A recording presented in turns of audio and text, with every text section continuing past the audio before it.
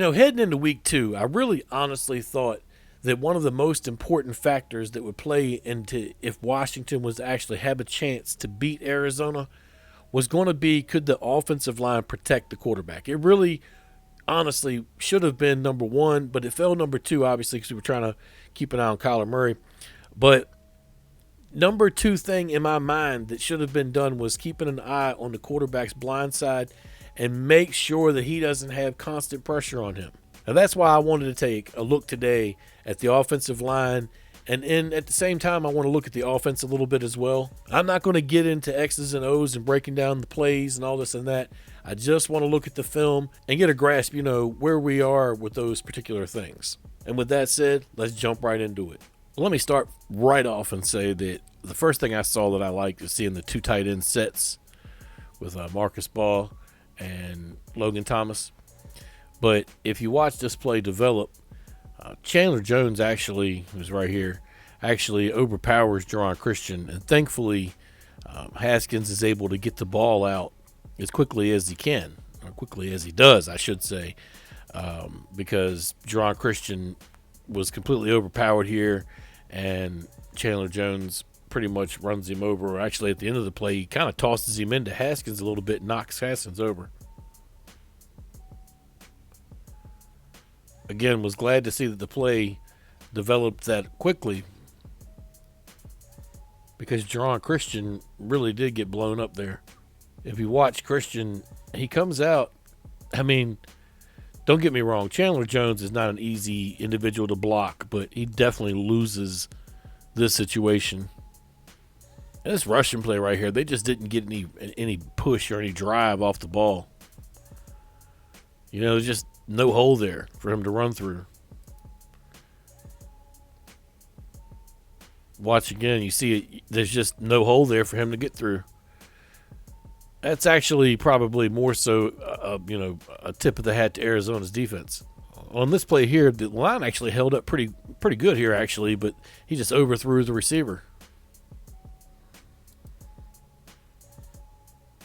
who was Logan Thomas, by the way. But, yeah, the line actually held up pretty decently on that play.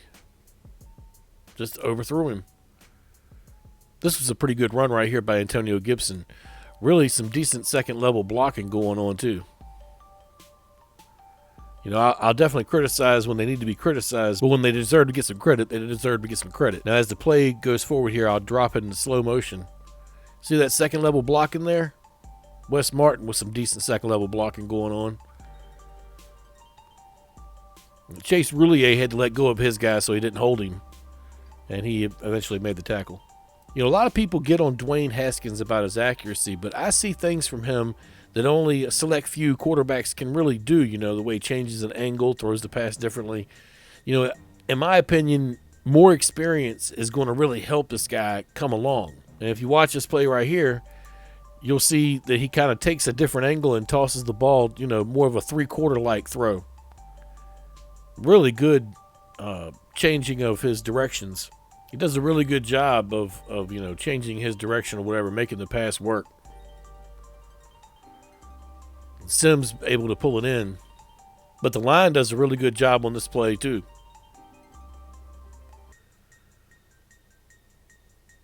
He had a nice clean pocket. Okay, so now we start getting into some plays where Dwayne actually made some mistakes, in my opinion. And this one, he ends up taking a sack, but I really don't know why he didn't work his way to the right and try to reestablish the pocket better. I really don't know why he didn't. It's almost like he just panicked, like the first sign of pressure, he was really scared of Chandler Jones coming over there. And I can't say that I blame him, but what in effect happened was another defender came from around, I believe over there where Wes Martin was at blocking, and ultimately makes the play.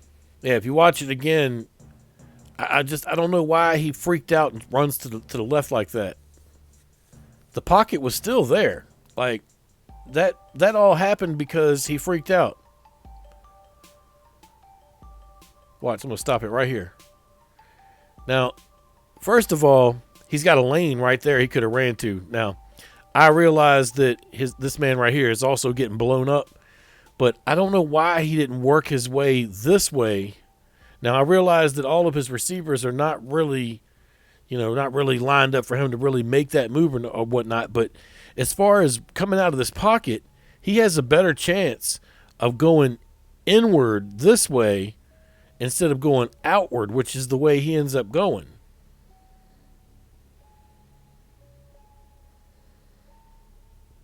Yeah, I mean, mistake on Dwayne there. I don't know why he really did that. That was just a mental mistake, I believe.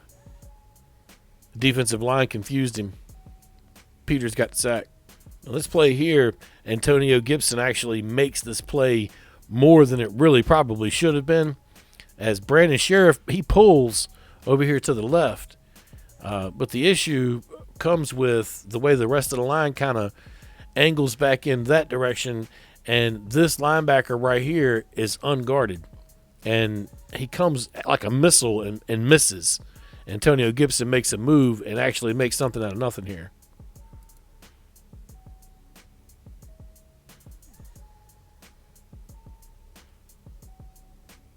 Really good play by Gibson.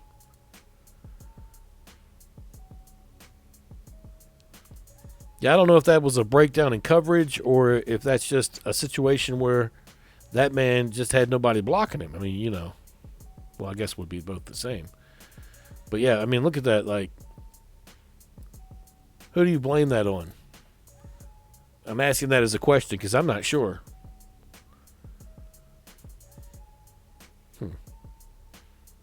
Comments? This play coming up right here, I've watched multiple times, and the line does a good job of making him a nice, clear pocket.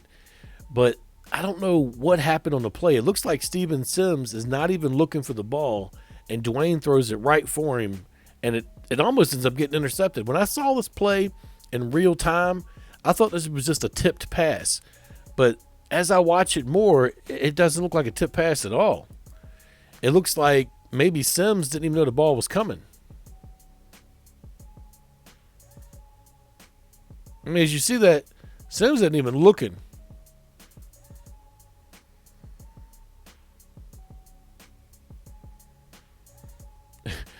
The only time he looks is when he looks back and sees the ball flying in the air.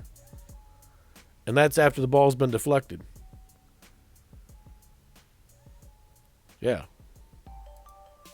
As you see, the line does a decent job on this play.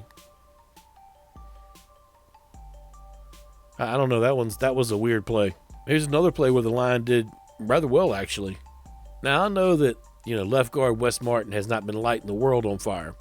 But on this particular play right here, he actually does his job as he pulls to the right. And when his guy essentially would have completely shut this play down had he not, made the block. Now, Antonio Gibson makes this play completely. Go ahead and watch it.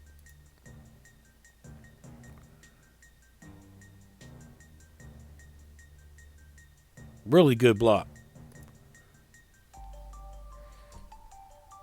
We watch it again. Wes Martin comes across, makes the block. It springs Antonio Gibson. And that, of course, brings us to this play, which I'm going to show the wide angle on first. This play right here is a situation where Brandon Scherff got completely blown up, and then Chandler Jones came in behind the play and scooped the ball up, which essentially was a strip sack. But this falls completely on Brandon Scherff, who in my opinion hasn't played very good this year, and of course now is out 3 to 5 weeks with that sprained MCL. But here you go, here's the play.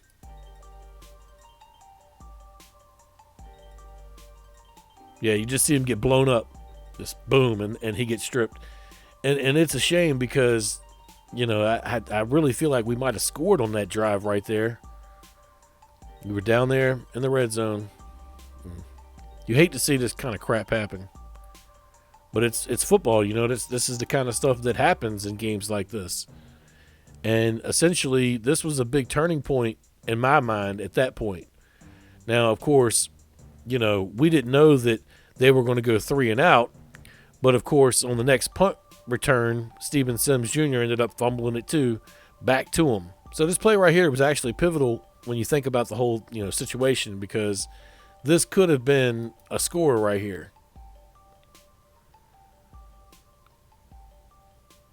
You watch it back again, I mean, he had a couple options down the field down there that he could have thrown to, that he was getting ready to throw to. Now, we didn't see the ball again until the beginning of the second quarter. And at that point, I believed in my mind that the team needed to run the ball a little bit more. And they actually came out and did that. So I was happy about that. And to see Antonio Gibson be able to kind of kick it back out to the side and get an extra few yards there was nice. I truly feel like once this team gets it going, we could, have something special on the offensive side of the ball too. Like right now, I like what we got on the defensive side of the ball, but it'd be nice to have it on that side too. Now, when I first watched this play, I really thought that Brandon Scherff missed his block, but as it turns out, I believe it was more so Marcus Ball that missed his. And Brandon Scherff tried to turn around and actually make up for it, but essentially what he did was knock the player into the running back. See, watch. Ball comes up, and I think he misses. That was supposed to have been his block. If you watch it from the other angle, you'll see that, Ball comes up, he stops in motion, and he comes back across, and he misses his block right there, 58. Essentially a 58 for the Cardinals is who made the play happen, Jordan Hicks. So watch Hicks. See, Scherff tries to come back across and save the play, but it just doesn't happen. I'm going to slow it down for this one right here. It'll be the last time I show it. But you see Ball, he comes up after being in motion, and then when he comes back in, I believe his job should be, boom, come to the second level and take Hicks. Because there's nobody here for him to block. So I believe that was his fault. It still left him with a 3rd and 2 on this play, and I didn't like the hit that Haskins took on this particular play right here. I feel like it was, a situation where Morgan Moses just got beat. The guy, just completely killed him. And, Haskins ended up bouncing off of 2 people, if you saw it there at the end. Essentially, I don't even think that they called this a catch. But yeah, it was Morgan Moses. Morgan Moses got killed on this play. Here, I'm going to slow it down. 43 over here for the Cardinals. If you watch him, he just absolutely takes Morgan Moses. Yeah, you see that?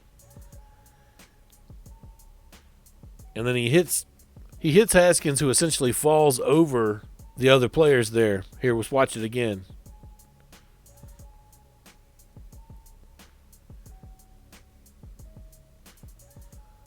Also, at first, Glance thought that was a catch. I really did, but it wasn't. It was ruled incomplete. Here's another play that I thought Brandon Scherff was to blame for, and as it turns out, it was actually Chase Roulier on this play, as you'll see.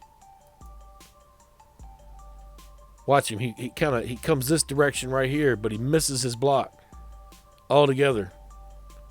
And Brandon actually tries to catch that block too, but can't. And the man gets a sack. I don't know if Roulier ducked his head and missed the block or what he did there. As you saw at the end of the play, it wasn't his actual man that did that, but he created the pressure, as you see. Because Dwayne was actually able to get away from him, and then 42 stepped up. You watch it again from this angle. But without that pressure, who knows what this play could have done. Here, I'll slow it down for this last time around. As you see, he misses his block completely. His man goes right through. Technically speaking, it looks like both of them missed because Scherff took over and missed. Roulier just kind of stood there and kept going. Maybe even could say complete line failure there. I hated to see it at the very end, man. Wes Martin just gets blown up at the end of this play. Watch at the end of this play.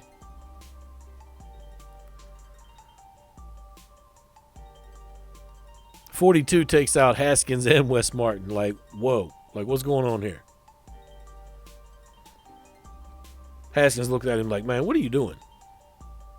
I love watching plays where defenses underestimate Terry McLaurin.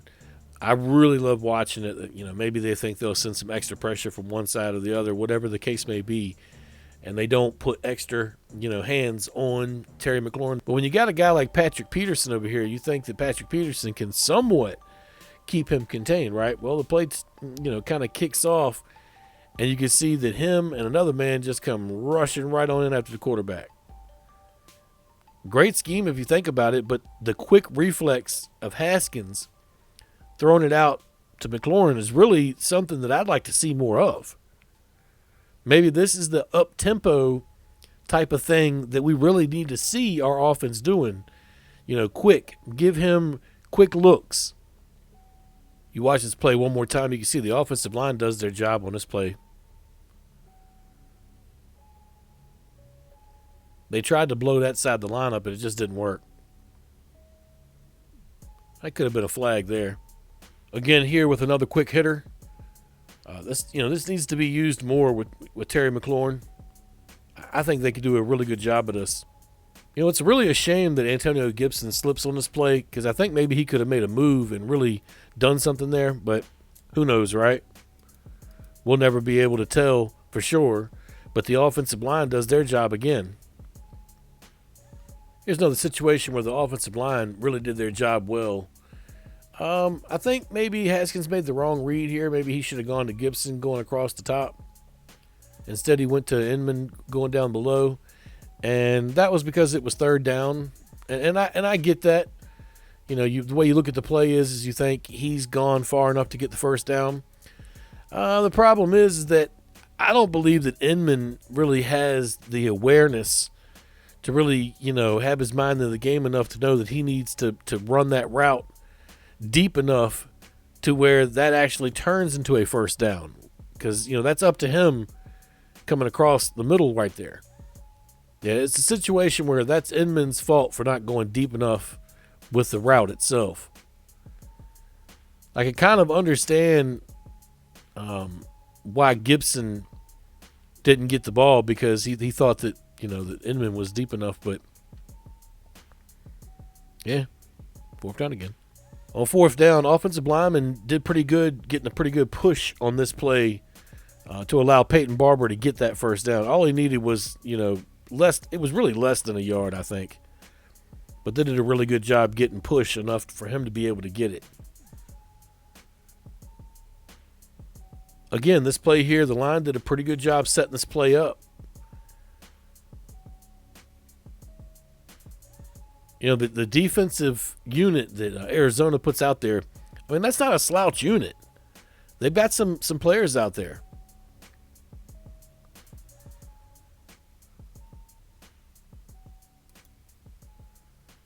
It was good to see Christian move in the open field.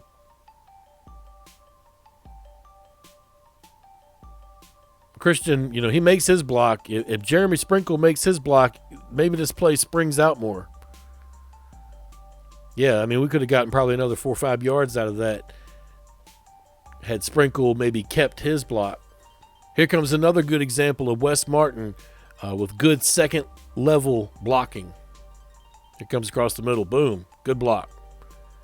And a good pickup there by J.D. McKissick. Now, I've had quite a few people ask me how much do I believe is just rust from not having any preseason games and no game time situations, and how good Dwayne Haskins actually is as a quarterback. And I continuously tell them, sometimes I see shades of both, but I believe it's just him being a young quarterback. I mean, this was only his 9th start right here. Okay, he had no preseason as a starting quarterback last year at all. I think he may have played maybe 4 sets of downs last year in preseason, maybe 5. And he had no preseason this year, which I believe they should have gone at least 1 week of preseason to get the the aches and pains, so to speak, out the way, and get the the mistakes out the way, the everything that they're going to get out of in the open, the calamity of messing up on this, and soft counts, and then there's all kinds of other things to add to it. But on this particular play right here, this is really a head scratcher, because the pocket is set up by the offensive line, and then Dwayne goes to throw the pass, and I think that there was just some kind of mix-up between the two of them, between McLaurin and him. I think McLaurin thought, okay, I could take this guy deep. And I think Haskins thought he was going to stop in for that route right there on the side. And result, incomplete pass. But whose fault is that really? I know that those two guys are probably closer to being on the same page of anybody as far as receivers and quarterback go on this team. Here's the play right here where Haskins is able to get the ball out of there before Chandler Jones gets him because he was coming. Problem is, Logan Thomas dropped it. If you watch it from this angle right here, you'll see what I'm talking about. Chandler Jones was about to get him. He gets it out, but he drops it. I mean, he hit him right in the hands too. Here's another one of those plays that I thought that Haskins was making mistakes running with the ball before he needed to, really.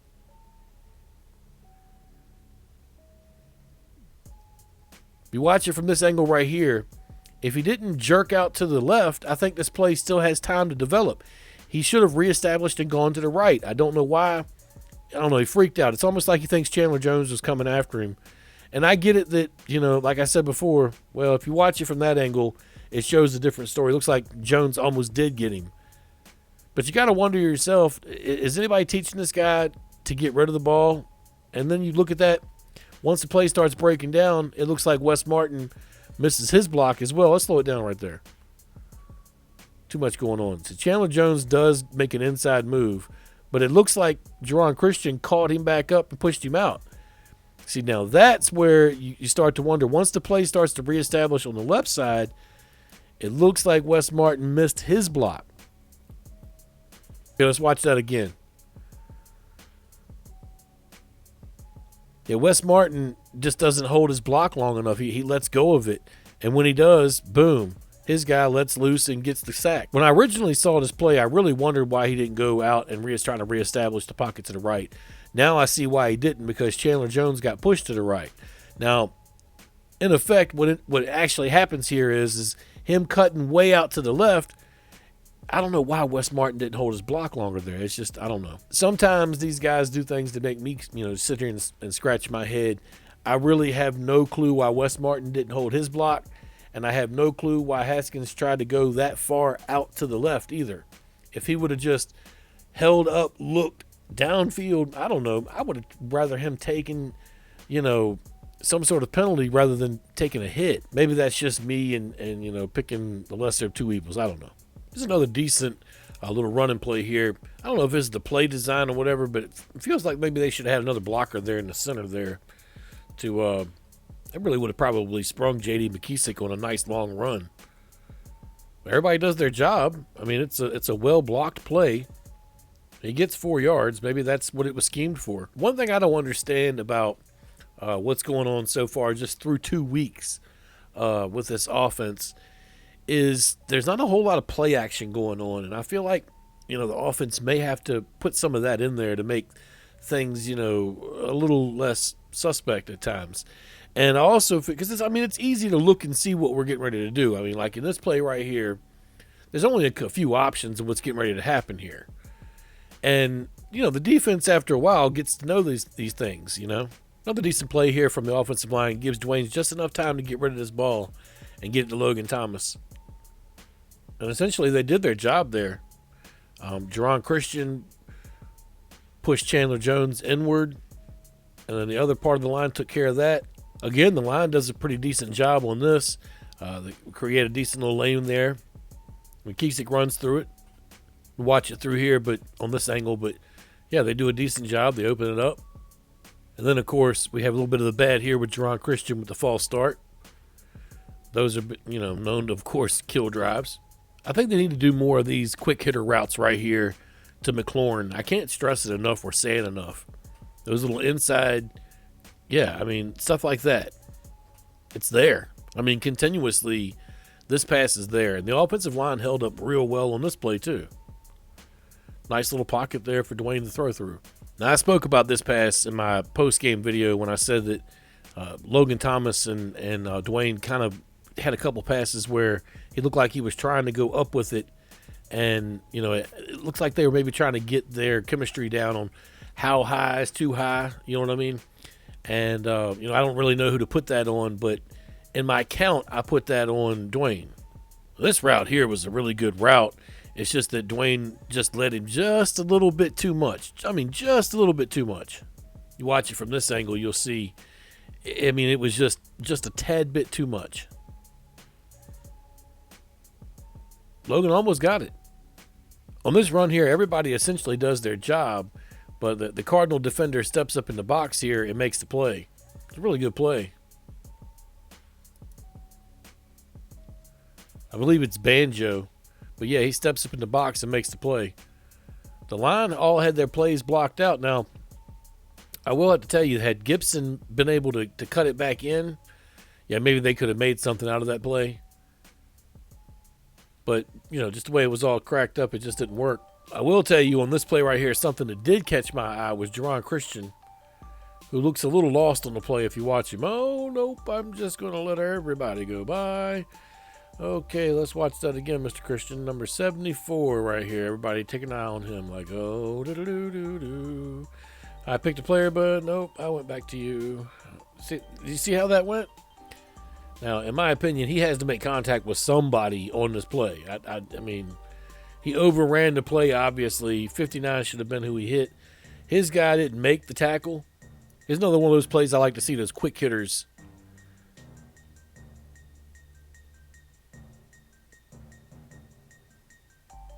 If you go back and look, though, we'll look at it slow-mo.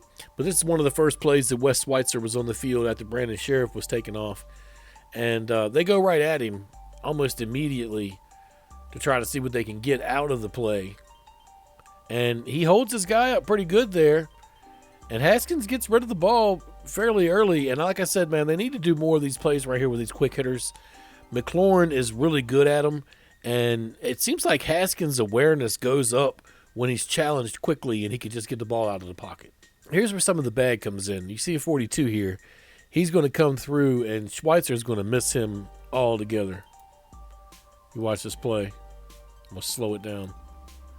Yeah, I mean, he just takes an inside move, and he comes right through.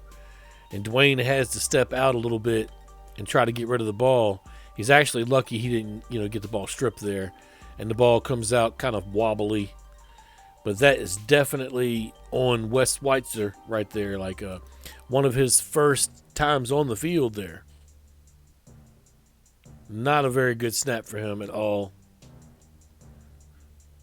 Of course, as you see, that almost turned out really bad. If they would have gotten to Haskins, maybe he turns the ball over there again. But Schweitzer completely missed there. This play here I was not happy with. As you see, the play is actually going okay, but the pocket has kind of started to collapse, and Haskins starts to creep to the top of it and kind of get near the back end of the center. And as the pocket continues to collapse, he kind of pushes into the center a little bit and then springs out, which was good to see him, get out of the play and be able to roll out still. But at the same time, I don't like to see my quarterback take the hit that he took at the end of this. He starts to feel the pressure, and he did the right thing by stepping up. And when he goes to roll out, as I said, he's got himself a good amount of field right here that he can run into. Now, he sees this defender right here and essentially tries to turn it back up. I do not like my quarterback taking this hit right here. I've seen that before, and any fan who's been watching since, the last 10 years remembers that's the kind of hit that RG3 took, of course. Now, Haloti Ngata took a hit at his leg in that hit, but I don't like seeing my quarterback take hits like this. I don't like seeing that. As this play right here develops, you see that Dwayne just overthrows his guy.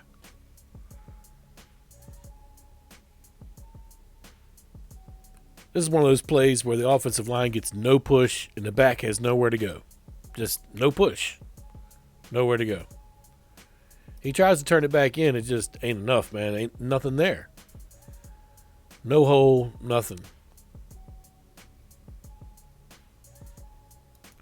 I don't know if that's Wes Martin getting on his pull late.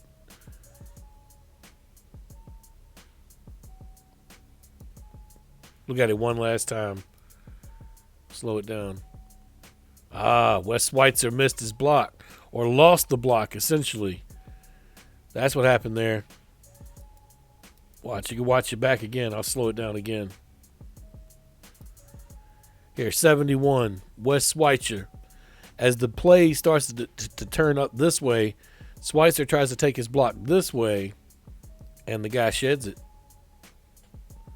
I don't know if he was trying to bleed his block onto this guy here as well. But yeah, he ended up on that second level, leaving his guy back with Wes Martin. And Wes Martin gets the block and essentially has to grab the guy in the middle of the hole and leaves nothing there for his running back to, to pick up. Watch it again. Yeah, that's exactly what happened. Originally, I thought that was completely Wes Martin's fault. Appearance by Gandy-Golden on this play. Line does a good job here. Held a good pocket for him. Good play. Now, I thought I'd see more of these Steven Sims plays right here than what we've seen so far. And the guy's got breakaway potential. The offensive line does a pretty good job on this as well.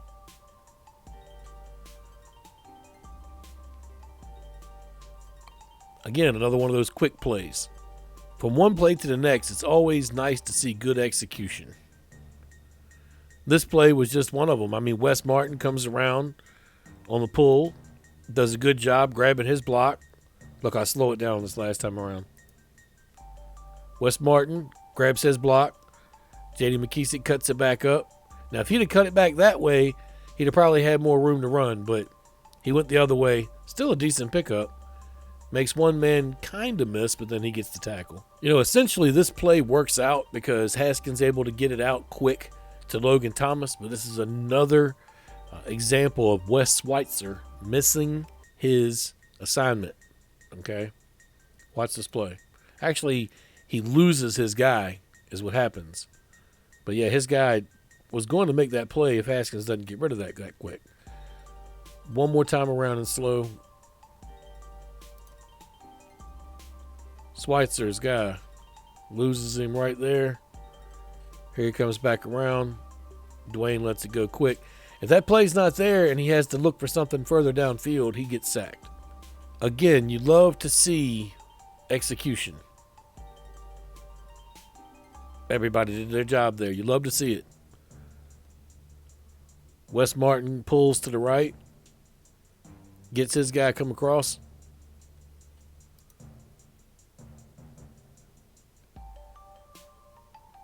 Everybody slants right. Pushes everybody across. Creates all these lanes right here. If he'd have cut it back up, maybe he'd have got a touchdown out of that, but it's all good. And here's another situation where Wes Schweitzer misses his assignment once again. As the play starts to, go down further down the field, he needs to get to the second level and make more blocks. Look, I'll show you. He gets nothing. Essentially, he turns around and tries to push one man who somebody else is already blocking.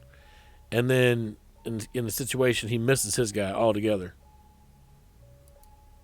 Look, I'll take it one more time slow because I know it's fast moving here. Let's go. Watch.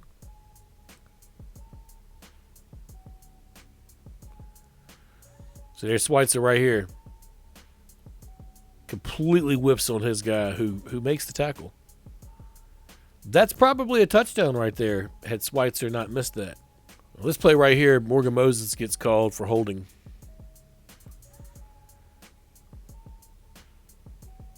Yeah, it looks like he was trying to mug him there for a second.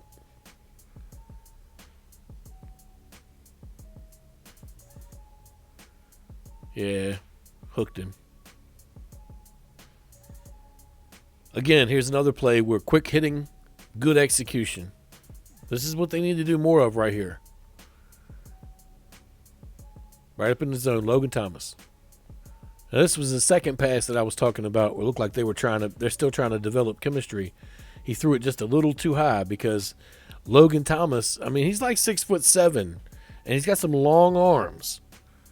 I feel like they're still trying to learn each other. Maybe Haskins threw it just a little bit too fast there, a little bit too soon, I should say.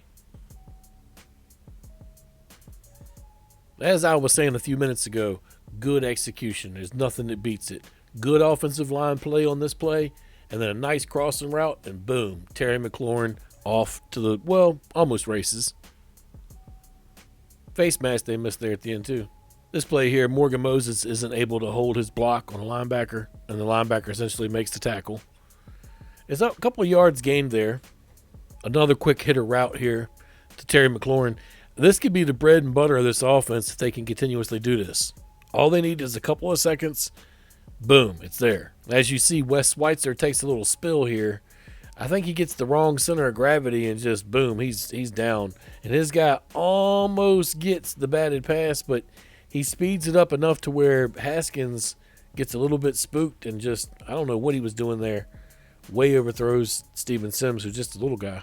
As most of you already know, it doesn't take very long for Chandler Jones to show up on the tape. And as you see from this play right here, he showed up coming around that end, and as I slow it down, Geron Christian gets blown up. Chandler Jones comes in. We're actually lucky that we didn't have a turnover right here.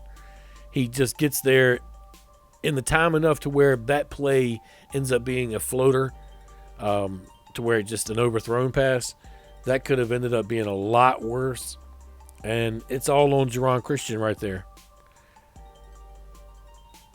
I'm just not convinced he's our starting left tackle of the future. I mean, he got manhandled right there.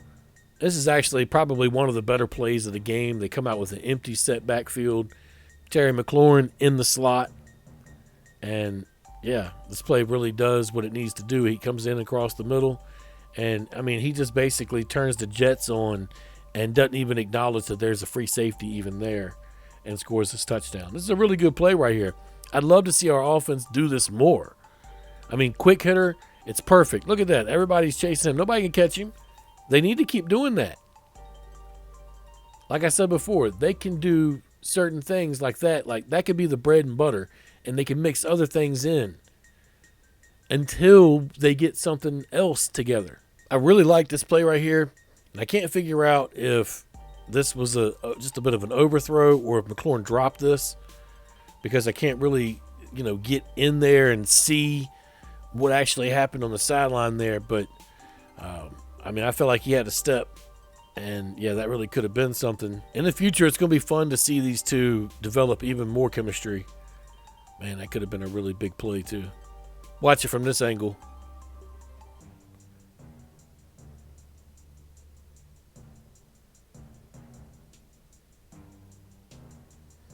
See, I'm not even sure if he would have been in bounce there. 42 is able to create a lot of pressure on that play. He comes in across both of these guys. Look, right at the quarterback.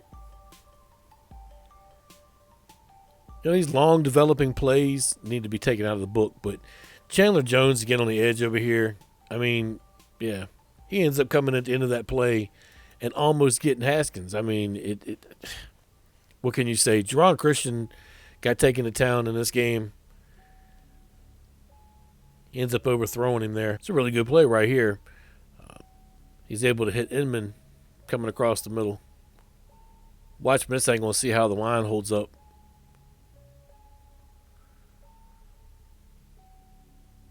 I'm going to put this in slow motion as I sit here and talk about this, but I'm not impressed with these two guards whatsoever. But Schweitzer, he kind of makes the right play here. His guy ends up hitting the ground right there, so he just kind of floats past him. But he completely misses on the second level block. I mean, he gets nothing of Hicks. I don't know why he didn't turn. I don't know.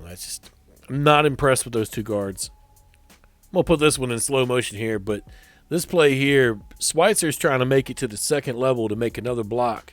And then Moses grabs his guy and literally blocks him right into McKissick. I mean, literally. Like, okay, there you go. I just don't know if the communication level is down with these guys or what's going on. McKissick's able to turn it back up. So that's a good thing. He was able to get his presence of mind. But not before Schweitzer, the guy who Schweitzer's supposed to be blocking, comes back and makes the play at the end of the play. They tried the quick hitter here again. It didn't work this time. But the offensive line held up nice with it. I mean, until they get this offensive line better than a patchwork, they're going to have to continue to do stuff like that. Now, for all the talk about the line being a patchwork, they get up a nice pocket right here, and Dwayne overthrows the ball. This play right here was doomed to fail and flawed from the beginning, as you'll see Wes Martin comes out right here, and he's pulling, but he's supposed to block two people as one guy. That's just not going to happen. I don't know if that's a flaw in the scheme or if that's a flaw in the blocking pattern there or whatever they did wrong. Schweitzer almost gets bull rushed up into the quarterback on this one too. If it isn't for Haskins being able to throw that little sidewinder, he probably gets sacked there. And then we get plays like this where the offense just comes together and things work right, and, boom, Steven Sims up top. Nice little gain. Watch it again from this angle. The line does their job, and Dwayne makes the play. That's the potential of what the offense can do. It was nice to see this particular play right here. They were able to actually hit pay dirt with Antonio Gibson, the first of his career. Here you can watch it in slow from the other direction. The line does their job. Bow. Nice block there. He makes the cut real well. Now there's a guy here. Some of these guys are catching up, but he really just is a strong runner. He makes his move, takes the hit at the goal line. Bow. Love to see my guy doing well. Now they went for two here, and Inman just couldn't come across the middle and get the ball. After watching this from this angle, originally I thought that Inman had missed the actual throw to him, but it actually ended up being a deflection. I had no clue that this even happened, but as he went to go throw the ball and it goes across the line of scrimmage, you'll see it gets batted. Watch 98. Changes the direction of the ball. Now Inman's not able to. Inman almost comes up with a touchdown there. I think originally that play was supposed to go to McLaurin. Well, Ron Rivera took a lot of heat this week, or has taken a lot of heat this week, about ending the game the way that he did with all 3 timeouts still left and not making any effort to try to, still put, points on the board and try to win the ball game. But I think he believed he was trying to save the team from any further injury, figuring that they couldn't win. That's just my take on that. Looking back on this game right here at the offensive line play, first of all, let me just go ahead and say that I was frustrated watching this film altogether. But looking back on this film right here, I was not happy with the guard play at all from this team. I don't know if it's in the scheme or if maybe the offensive line coach needs to get these guys together and make them work late after practice. Something needs to happen. And I'm going to tell you, in past years, I've always given Morgan Moses the most amount of crap.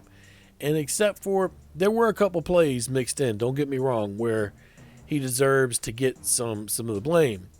But most of this is on Wes Schweitzer and Wes Martin. There was 1 or 2 plays with Roulier.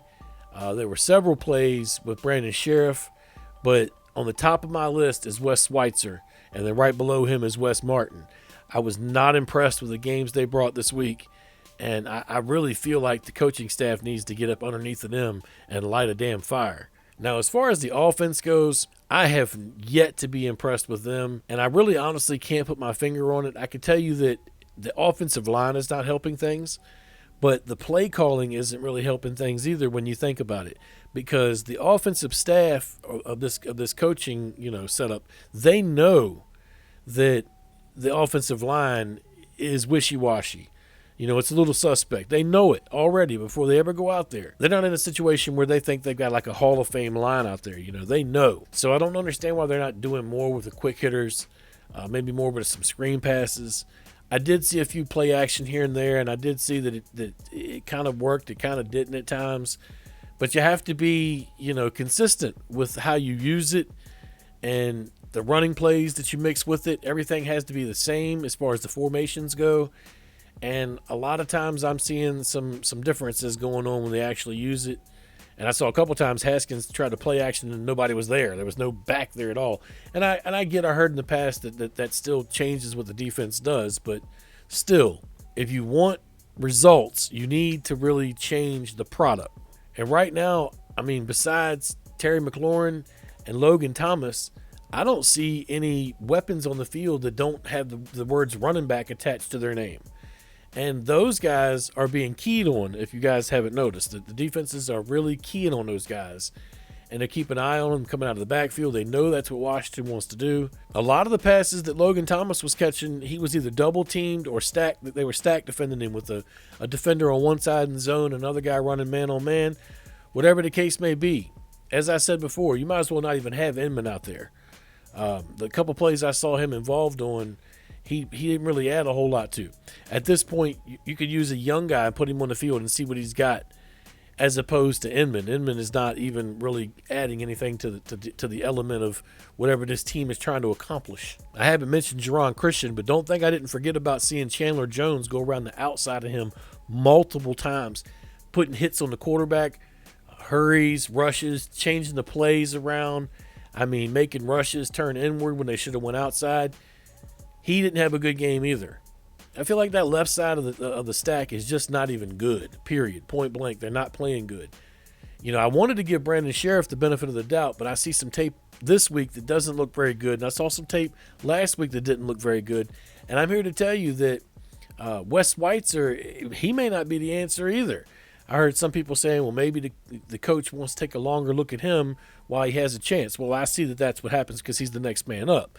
And I also understand that he's the only free agent this year that got more than just a 1-year contract. Everybody else, got a 1-year contract and that's it. He got a 3-year deal. So that tells me that Rivera has seen enough of him in the past to know that he can plug him into the system. And Schweitzer played for the Falcons, so that makes sense down in the NFC South. For the most part, from what I've seen, Morgan Moses and Chase Roulier are your two offensive linemen that are pieces that you can build around. Now, Moses, I've said before in the past, I thought needed to be replaced. He does appear like he has more strength. I did see him commit a penalty today, a holding penalty in the tape in there, and I didn't really notice it the first time around. But I haven't really had him on my shit list a lot this season yet. So, in my opinion, him and Chase Roulier have really been the two offensive linemen that have done the best. I had somebody in the comments today ask me, did I think that maybe they should switch to two guards? Which that could actually be a solution. Maybe they should try that. I'm up for anything at this point to see if it does, the team any good and makes things better. Because they got a serious problem right now at guard trying to protect Dwayne Haskins. I also think it's time to start trying to get Sadiq Charles right, because Geron Christian is not the answer at left tackle, or at least he's not shown to be the answer yet. Maybe he can improve.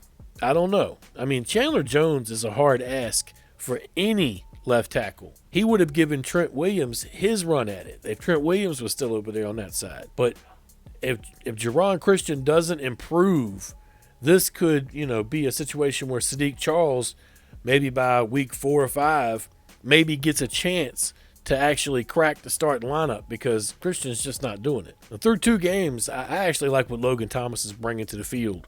I feel like, Dwayne Haskins needs to work on his consistency and settle down. And they need to work on the playbook better and get him some quick hitters, get him some, some high percentage plays where he doesn't have to stand in the pocket for too long, because that line is not good enough to hold on to things for, 4 or 5 seconds, actually above 2 or 3 seconds. And oddly enough, his numbers just start getting horrible the longer he gets in the pocket. So you need to really devise this offense to be an up-tempo, quick hitter type offense. I can't say it enough and stress it enough. Let me know what you guys think down in the comments. That's about all I got. Y'all take it easy. Peace.